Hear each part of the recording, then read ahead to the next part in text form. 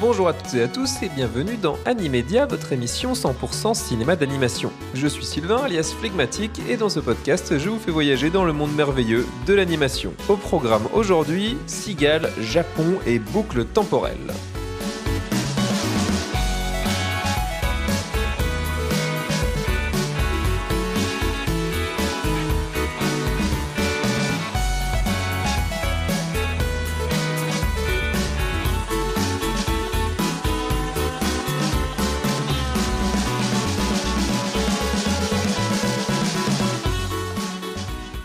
Salut la famille!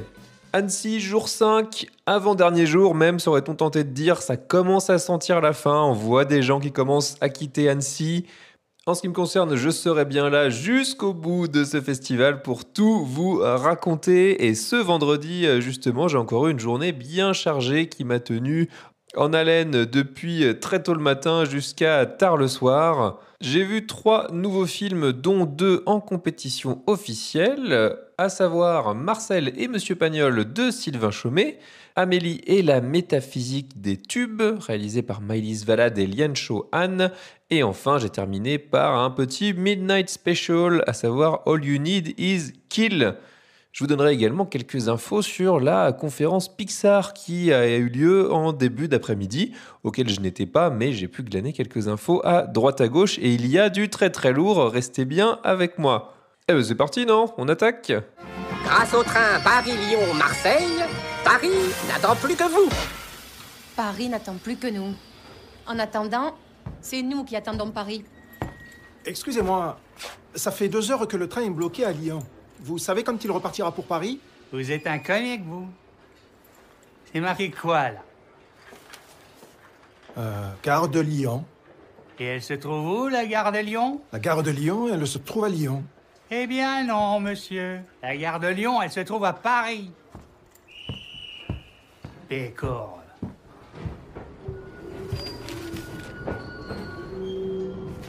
Oh! Bravo, Pagnol. Oh bonne mère, que je me suis levé tôt ce matin pour aller à la grande des salles de banlieue et que je l'ai regretté. Et rassurez-vous, je ne vais pas garder cet accent marseillais pendant toute la fin de ce podcast. Vous l'avez compris, et en plus je vous l'ai dit en introduction, je suis allé voir vendredi matin Marcel et Monsieur Pagnol, le 3e long métrage d'animation de Sylvain Chomet, après Les Triplettes de Belleville en 2003 et L'Illusionniste en 2010, donc ça faisait quand même 15 ans qu'on n'avait pas eu de film d'animation de Sylvain Chomet. Entre-temps, il a réalisé un film live, Attila Marcel, et puis aussi, l'an dernier, cocasserie dont je n'étais pas au courant puisque je n'ai pas vu le film, il a réalisé la séquence d'ouverture de Joker Folie à 2. C'est disponible sur YouTube si, comme moi, vous voulez aller jeter un œil sans vous taper tout le film derrière. Qu'est-ce que ça raconte, Marcel et Monsieur Pagnol? C'est assez simple, hein. C'est un biopic consacré à Marcel Pagnol, depuis sa plus tendre enfance jusqu'à la fin de sa vie, ou plutôt, c'est un film en flashback qui démarre en 1955 quand Marcel Pagnol est visité par une version plus jeune de lui-même, le petit Marcel, qui va essayer de le rebooster alors qu'il est un petit peu en perte créatrice, qu'il a mis le cinéma derrière lui et qu'il sent que sa carrière de dramaturge bat un petit peu de l'aile. C'est le moment où il va commencer à écrire ses mémoires, Le château de ma mère, La gloire de mon père, etc.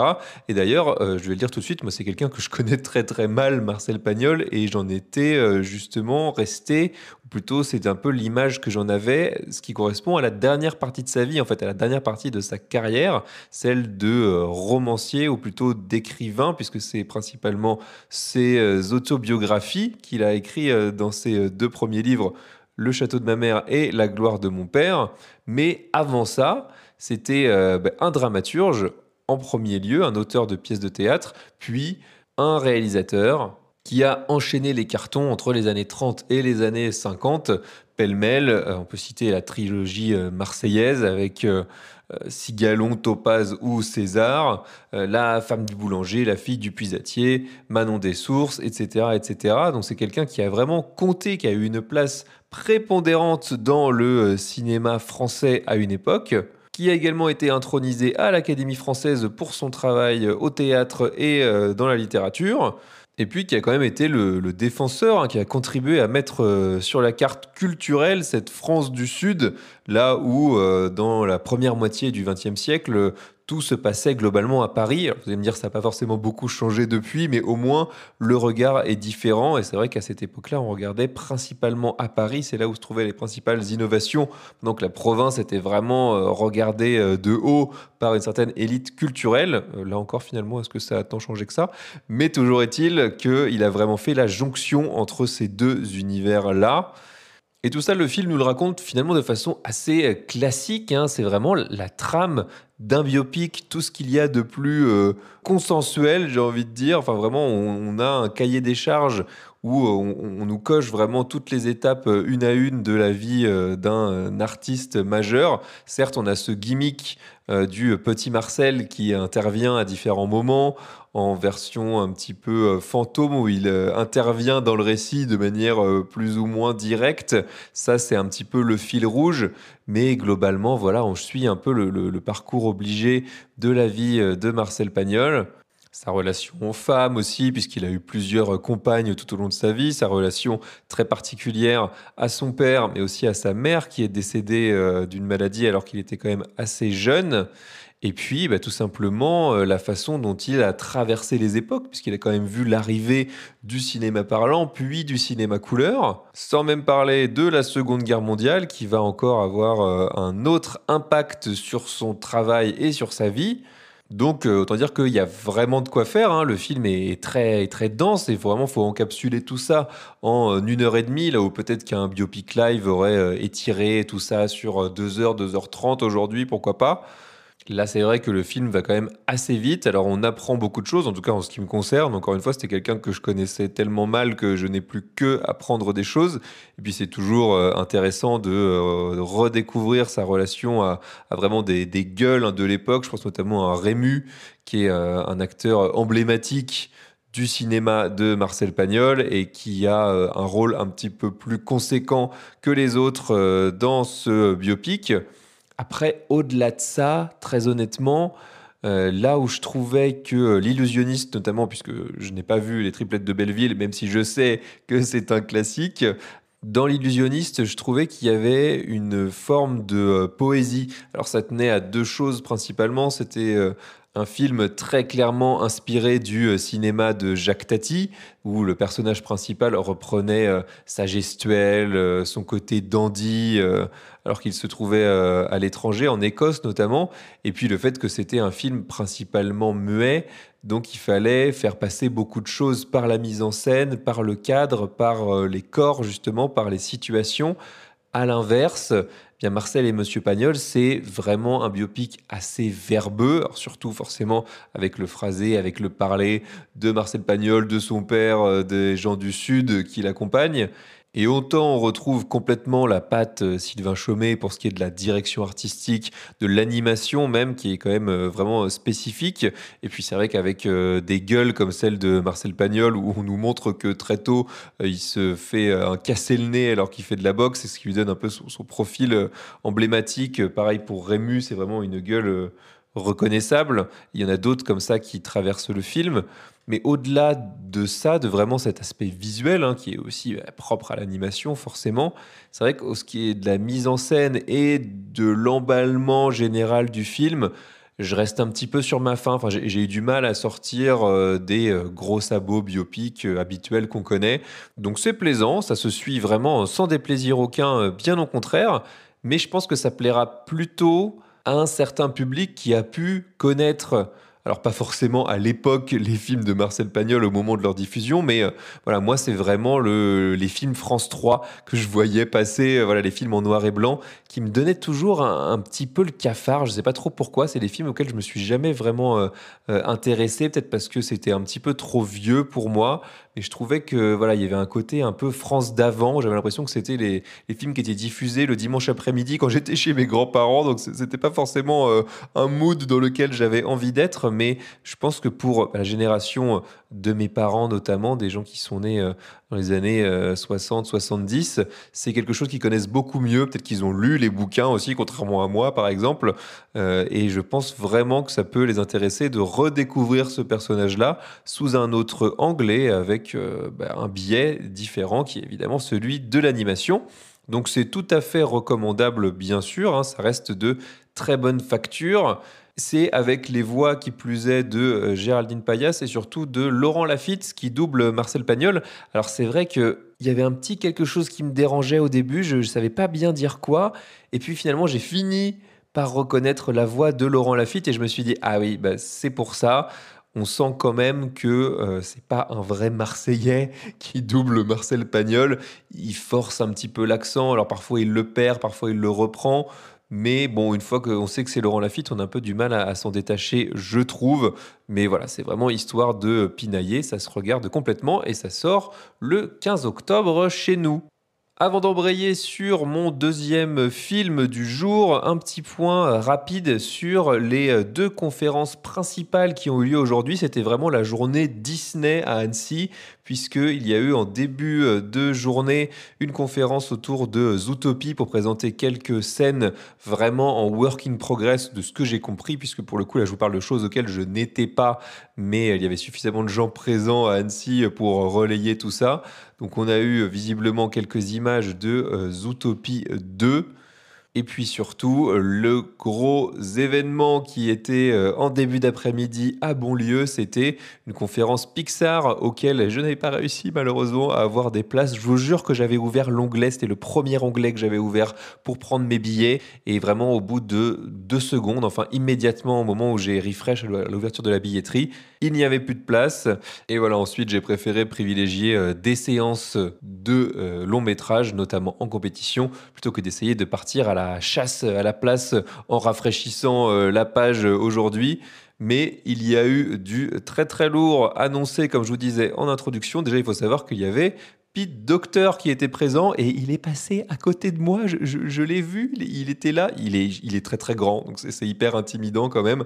Mais il était là en présence des deux réalisatrices de Elio qui sortira le 18 juin prochain, à savoir Madeleine Chafarian et Domi Shi. Les spectateurs de la grande salle de Bonlieu ont eu le droit vraisemblablement à 25 bonnes minutes de Elio par tranche de 5 minutes dispatchées tout au long du film. Et puis surtout, ils ont eu droit à la feuille de route Pixar jusqu'en 2029. Et on va commencer avec la première série d'annonces. C'est un film qui s'appelle Hoppers, que Pete Docter a présenté comme Avatar, mais en plus mignon, puisque effectivement le pitch, vous allez comprendre très vite, rappelle très très fortement le Avatar de James Cameron.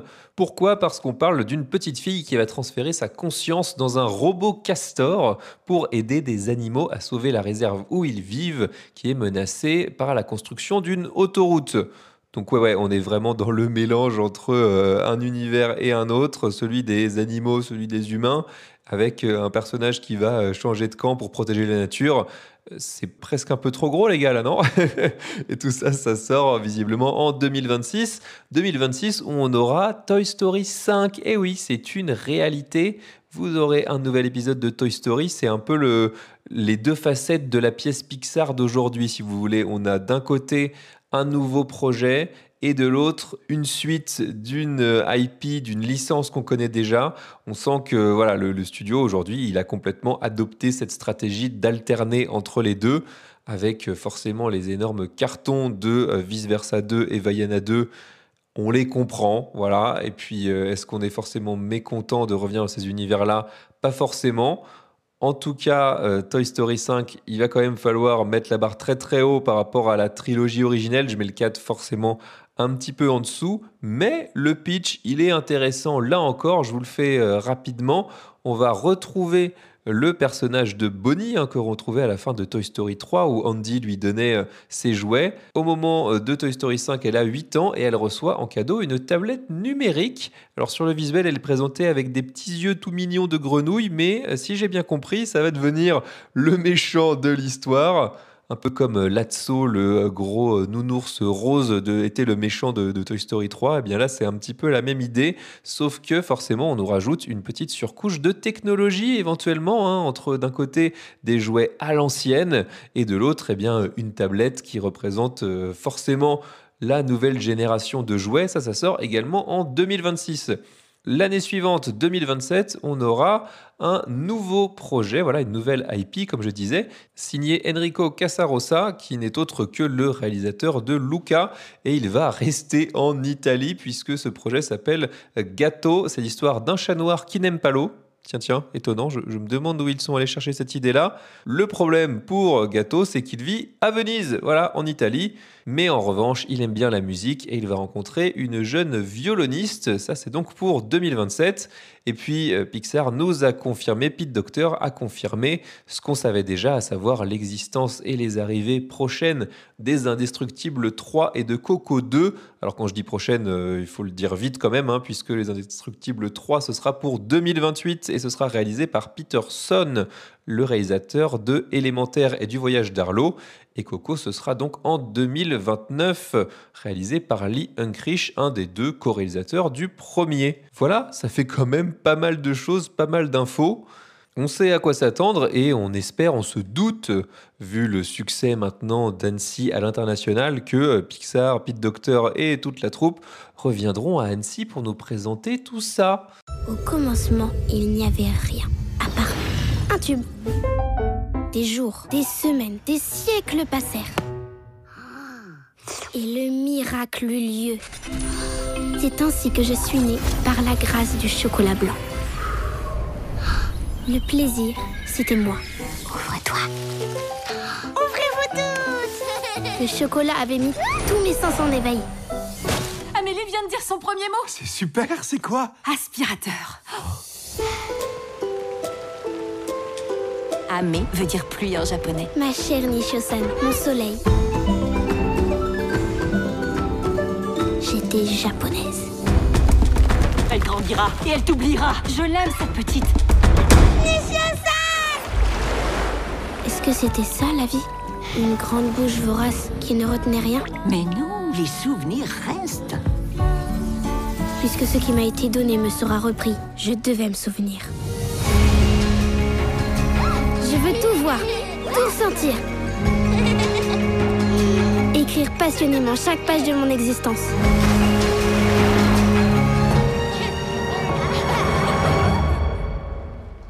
Allez, on enchaîne avec l'un des films les plus attendus en ce qui me concerne de la compétition officielle ici à Annecy cette année. Pourquoi ? Parce que depuis le début de la semaine, j'en entends parler, je ne vois que des vidéos, que des messages dithyrambiques dessus. Ce serait le nouveau chef-d'œuvre qui a fait carrément la couverture de Télérama. Je veux bien sûr parler d'Amélie et la métaphysique des tubes, réalisé par Maëlys Valade et Liancho Han. Pour le présenter brièvement, c'est l'adaptation de Métaphysique des tubes, le 9e roman d'Amélie Nothomb qui était sorti en 2000. Et qu'est-ce que ça raconte ? C'est l'histoire d'Amélie, une jeune fille belge née au Japon. On la suit depuis sa naissance jusqu'à ses 3 ans et on voit son rapport au monde, à sa famille et à son ami Nishio-san, avec qui elle développe un nouveau regard sur tout ce qui l'entoure. Avant de vous dire si la hype était méritée, un petit disclaimer, puisque vous allez peut-être le comprendre, si vous êtes un régulier, vous avez sûrement fini par le comprendre. Je lis très peu, en fin de compte, que ce soit des romans récents ou alors des classiques de la littérature française. J'ai énormément de lacunes à ce niveau-là, et alors pour moi, Amélie Nothomb, je me suis arrêté, si vous voulez, à Stupeur et Tremblement, qui raconte un récit plus ou moins autobiographique dans le milieu du travail au Japon. Et voilà, c'est à peu près tout ce que j'en sais d'Amélie Nothomb. C'était à l'époque, je ne sais plus si c'était au collège ou au lycée, mais vous dire que ça remonte, hein, j'ai assez peu de souvenirs du bouquin en lui-même. Et alors quand j'ai appris, là en faisant des recherches pour cet épisode, qu'en fait elle publie un livre par an depuis 1992, donc depuis ma naissance, j'avoue que ça m'a donné un petit peu le tournis. Bref, cette métaphysique des tubes, c'est un récit, une autofiction, c'est comme ça qu'elle est un petit peu présentée, puisque certes c'est inspiré de sa propre histoire, mais avec énormément de fiction là-dedans. Par exemple, Amélie Nothomb n'est pas née au Japon, elle est bien née en Belgique. Et puis, je suis à peu près sûr qu'entre 2 et 3 ans, elle ne se comportait pas exactement comme ça. Elle n'était pas capable de formuler des phrases aussi intelligibles. Et je vais le dire tout de suite, je vais mettre un petit peu les pieds dans le plat. Je rejoins pas forcément la liesse collective autour du film. Alors certes, je l'ai paradoxalement énormément apprécié et je pense même qu'il est tout en haut de ma liste sur Annecy. Mais ce n'est pas non plus le film qui m'a le plus touché malgré tout. Pour une raison très simple, c'est que j'ai eu un petit peu plus de mal à rentrer dedans. Je pense que c'est lié à l'écriture d'Amélie Nothomb, à son style à elle, à sa façon de s'exprimer, à la façon de faire exprimer cet enfant qui n'est évidemment pas un enfant comme les autres. On le comprend très très vite. En tout cas, dans le cadre de cette fiction-là, on nous le présente comme un enfant plus ou moins surdouée. Alors elle-même s'appelle Dieu jusqu'à ses 2 ans et demi, et puis elle n'a pas de regard, elle ne bouge pas, on imagine qu'elle ne mange pas. On est déjà dans quelque part dans une sorte de récit fantastique, hein. Mais ensuite, à partir de 2 ans et demi, elle a un déclencheur qui s'appelle le chocolat blanc. Et je ne peux que plus soyer, hein, voilà, je ne suis pas un esthète du chocolat qui aime les 95% de cacao, si vous voulez. Jusqu'à il y a pas mal de temps, mes standards, c'était même plutôt le chocolat industriel, je dois l'avouer, et le chocolat blanc, j'ai un petit faible, voilà. Donc je suis comme Amélie à ce niveau-là, donc je la comprends. Moi aussi, c'était un déclic dans ma vie, le chocolat blanc, je pense. Bref, et c'est vrai qu'à partir de là, elle va très vite dépasser très largement le cadre de ce qu'on attend d'une enfant de 2 ans et demi, 3 ans. Et sans doute que au début, ça a été un petit peu compliqué pour moi de me faire à ça, dans le sens où j'ai un petit peu de mal, d'une manière générale, dans les récits avec des enfants qui sont beaucoup trop intelligents et beaucoup trop évolués par rapport à ce qu'ils devraient être. Et là, c'est vraiment les potards mis à 3000, dans le sens où elle est capable de faire énormément de choses, de parler de façon ultra intelligible comme ça du jour au lendemain, de faire également beaucoup de choses par elle-même, hein. C'est une petite enfant qui est assez peu surveillée, quoi, vraiment. Et on sent que les parents ont compris et qu'ils la laissent en totale autonomie. C'est un petit peu étonnant, là encore, mais bon, voilà, c'est peut-être mon carcan semi-réaliste que je mets sur un récit qui ne l'est pas du tout. Voilà, c'est vraiment histoire de pinailler, puisque derrière, on a vraiment une histoire de famille, une histoire d'amitié aussi, avec Nishio-san, cette japonaise qui est la femme à tout faire de la famille, qui a perdu sa propre famille lors des bombardements pendant la Seconde Guerre mondiale. Et c'est vraiment le noyau dur, le cœur émotionnel du récit, et ça fonctionne super bien. J'ai entendu pas mal de reniflements dans la dernière partie du film, je le comprends tout à fait. Là encore, je ne suis pas allé jusque-là parce que voilà, je pense que je partais d'un petit peu trop loin pour en arriver à ce niveau-là. Mais en revanche, là où j'ai été conquis, mais sans aucune retenue possible, mais même dès les premiers visuels, hein, pourtant je faisais en sorte de m'en préserver quand j'ai vu à quoi allait ressembler le film, c'est la direction artistique, c'est la mise en scène d'une manière générale, les idées de réalisation du duo Maëlys Valade et Lian Cho-han. D'ailleurs, je me faisais la réflexion en voyant les premiers visuels que ça ressemblait quand même énormément au travail de Rémi Chaillet, qui a réalisé Tout en haut de ce monde et Calamity, qui font partie des meilleurs films d'animation français de ces 10 dernières années. Et eh bien, ce n'est pas pour rien, puisque sur Calamity, Lian Cho-han y était directeur de l'animation et Maëlys Valade était conceptrice graphique. Donc il y a une vraie filiation entre les deux films. On sent que ce duo-là est un petit peu les héritiers en quelque sorte de Rémi Chaillet. Enfin vraiment, ça saute aux yeux et de toute façon, c'est un style que j'adore. J'ai aucun problème, au contraire, à retrouver cette patte se développer un petit peu plus loin. Calamity, c'était déjà sublime dans sa façon de représenter les grands ensembles à l'américaine. Et bien là, on va plutôt être dans l'intime, dans la nature aussi, parce qu'il y a quand même toute une partie du récit qui se passe dans le jardin de la famille. Mais ça reste tout aussi beau, tout aussi surprenant, avec vraiment ces cadres qui sont peints par grandes touches de couleurs. Il n'y a pas de traits, de contours, comme si c'était des taches, sauf que, bien sûr, elles sont composées d'une manière à créer une image sublime. Vraiment, chaque plan du film pourrait être encadré. D'autant plus que parmi les petites trouvailles visuelles, il y a l'idée que Amélie interagit aussi sur son environnement, sur ce qu'il y a autour de elle. Et vraiment, j'ai une scène en tête, le moment où elle découvre le printemps. Je pense que c'est une scène qui a marqué beaucoup de gens, puisque c'est son premier réel printemps où elle en a vraiment conscience. Et elle souffle sur le brouillard, et d'un coup, le soleil se lève et les fleurs s'ouvre et elle fait du toboggan sur les feuilles. Enfin, c'est magnifique, mais le film dans son ensemble est sublime. Et c'est vrai que ça m'a peut-être plus atteint, touché à ce niveau-là que au niveau émotionnel par rapport au cœur du récit. J'en fais clairement mon favori pour le Cristal. Alors de mon point de vue personnel, hein, mais aussi par rapport voilà, à la sensibilité du jury, par rapport au retour critique des différents festivaliers que j'ai pu entendre. Je pense vraiment que ça va se jouer entre Arco et Amélie. À mon avis, Amélie part avec une petite longueur d'avance, mais quoi qu'il en soit, j'ai presque envie de vous dire peu importe, dans le sens où c'est deux films qui ont leur propre qualité, qui sont dans des styles qui plus est très différents, qui racontent des histoires très différentes. Donc, dans tous les cas, ça restera, rien que pour ces deux films-là, ça restera une superbe édition d'Annecy. Et vous allez pouvoir en avoir le cœur net très rapidement, hein, puisque Amélie et la métaphysique des tubes sort chez nous le 25 juin.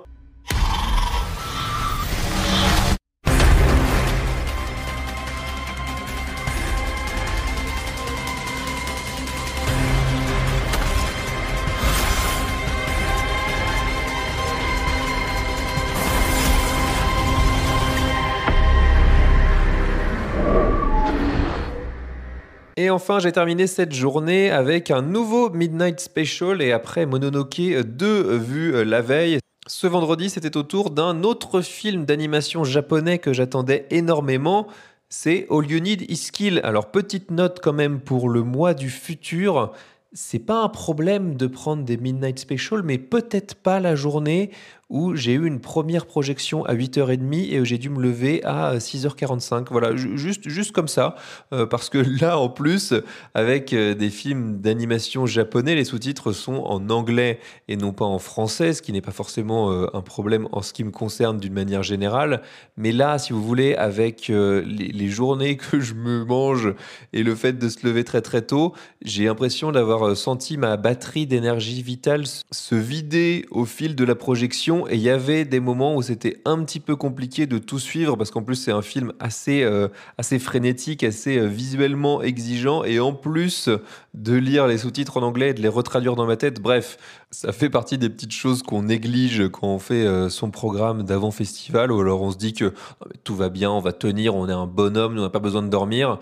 Et en fait, ça peut être un petit peu plus compliqué que ça, mais rassurez-vous, j'ai quand même un avis et des choses à vous dire sur ce All You Need Is Kill. Tout d'abord, que c'est une adaptation du light novel éponyme de Hiroshi Sakurazaka, qui avait été adapté en manga en 2014, puis en film toujours en 2014, et là ça va peut-être commencer à vous parler un petit peu, un film de Doug Liman avec Emily Blunt et Tom Cruise qui s'appelle Edge of Tomorrow. Voilà, c'est ce film où Tom Cruise meurt et meurt encore lors d'une invasion extraterrestre, jusqu'à réussir à trouver la source du mal et à sauver l'humanité.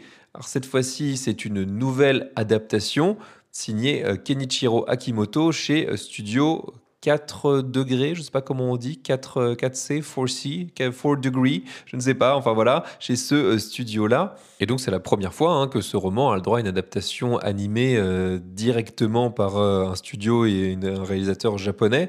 C'est en revanche, et ça il faut le savoir si vous êtes connaisseur du roman comme du manga, une adaptation très très libre, puisque cette fois on parle d'une plante qui est venue de l'espace, qu'on appelle le darol, et qui a déployé ses racines dans une péninsule à l'est de Tokyo, qui dévaste progressivement l'environnement. Et pour faire face à ça, des volontaires ont été sélectionnés pour endiguer sa progression, essayer de tailler ses racines. Et là où dans le roman, si j'ai bien compris, dans le manga aussi, et donc dans le film, on suivait principalement le personnage masculin, cette fois-ci, l'héroïne, c'est bien Rita, qui un beau jour va donc se retrouver confrontée à des extraterrestres sortis de cet arbre géant, de ce Darol, et elle va être contrainte de revivre encore et encore la même journée, jusqu'à elle encore trouver la solution au mal. Qu'est-ce qu'on peut en dire donc de ce All You Need Is Kill ? Eh bien, exactement comme pour Mononoke partie 2, j'y ai trouvé exactement ce que je voulais voir. Surtout depuis le premier teaser qui avait été publié il y a quelques semaines, à savoir vraiment une action frénétique mais aussi hyper colorée. Il y a un effort qui a été fait vraiment sur la direction artistique. D'ailleurs, c'est marrant, il y a une vraie filiation presque entre Amélie et l'amitié physique des tubes et All You Need Is Kill, puisque les couleurs sont hyper vives. Et même, on retrouve un petit peu de Harco parce que les racines et les extraterrestres, certains personnages, ont vraiment toutes les couleurs de l'arc-en-ciel en eux. Les monstres, d'ailleurs, qui n'ont pas de nom, hein, là où dans le manga, dans le film, on les appelle les mimiques, ils m'ont beaucoup fait penser aux Demogorgon de Stranger Things, dans le sens où c'est même pas des quadrupèdes, je ne sais pas s'ils ont 6, 8 pattes, mais ils ont en guise de tête et de bouche comme une fleur qui s'ouvre et qui happe comme ça les personnages humains. Ce qui représente, ce qui symbolise aussi tout simplement voilà, une fleur et l'arbre d'une manière générale qui a pris possession de cette péninsule au Japon. Alors il y a forcément ce volet action, ce volet mourir, recommencer encore et encore et encore jusqu'à trouver la faille et jusqu'à réussir à esquiver, à vaincre les ennemis, à devenir plus fort. C'est vraiment roguelike le film, hein, si vous voulez, puisque les personnages, eux, apprennent de leurs échecs, acquièrent des compétences, si vous voulez. Ils débloquent même de nouvelles capacités pour leur armure, de nouvelles armes plus puissantes. Enfin vraiment, c'est pensé comme un jeu vidéo, mais il y a aussi toute la partie introspective qui est tout aussi importante, puisque, spoiler, mais je pense que vous l'avez compris, Rita, elle va pas se retrouver complètement seule non plus dans sa lutte contre le Darol.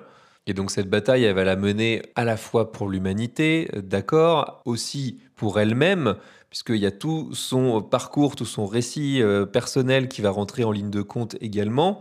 La raison pour laquelle elle s'est retrouvée ici, pourquoi elle a fui son environnement familial, etc.